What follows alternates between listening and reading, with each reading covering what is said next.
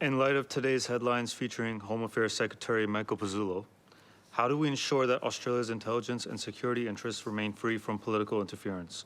What measures can government and public servants take to ensure that the Australian Public Service Code of Conduct is strongly upheld at all levels? Peter Khalil, I might start with you there. Thanks, Patricia. A very good question, Saga.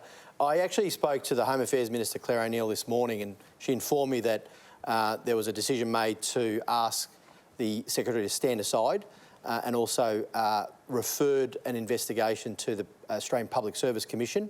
And that was also backed in, obviously, by the Prime Minister who spoke about it.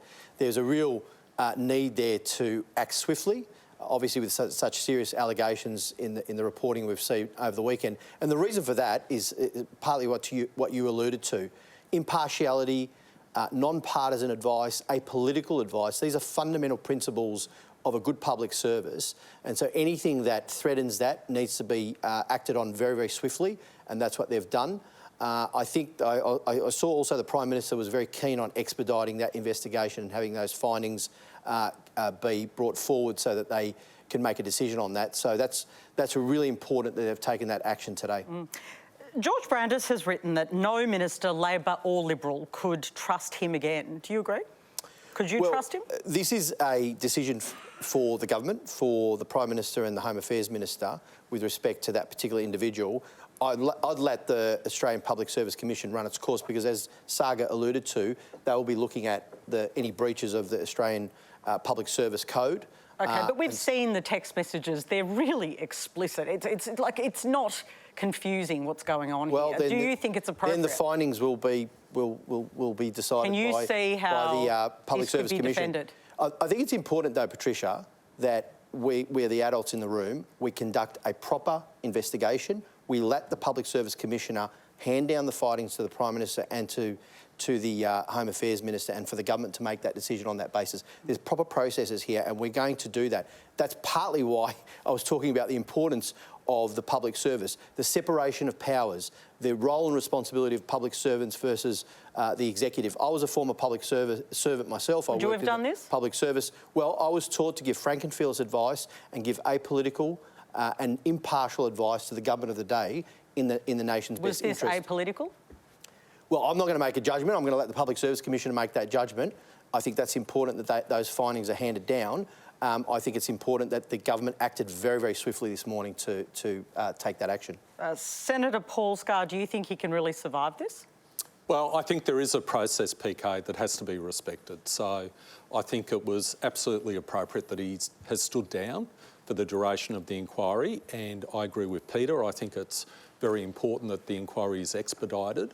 And we're talking about a very important department here, the Department of Home Affairs.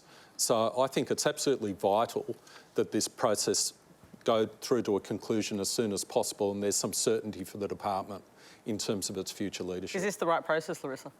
I think it's important for there to be an inquiry, but if you look at our politics right now and think about Australian voters and how much our confidence in democratic institutions is being undermined, it's so important to see that there is action taken, but also overwhelmingly people believe that there are interests, whether it's from the far right or corporate interests, having control of our democratic institution. The Department of Home Affairs, you know, there was so much worry about creating this super portfolio, like giving Peter Dutton the ministerial for everything with guns.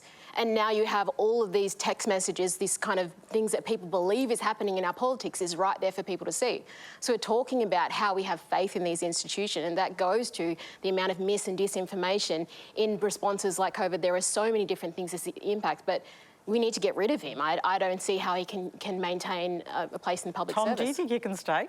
No, he won't survive. I mean, look, the public service, you know, they never absolutely get rid of their own, like he'll end up at, I don't know, in Antarctica or somewhere like that. But he's paid a lot more than the Prime Minister.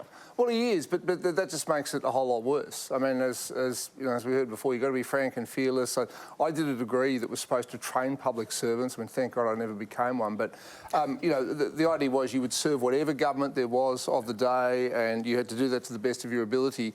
And not that you can ever put your personal bias completely to one side, but you had to keep it in the background. And that's clearly not what's happened here. So he's gone. Are you surprised he hasn't just resigned? Well, I am, and I suspect he probably will. But, you know, the lure of, whatever pension he's owed and that sort of thing might sort of keep him going. But it wouldn't surprise me if by the end of the week he's decided to step down, to spend more time with his family. Of course.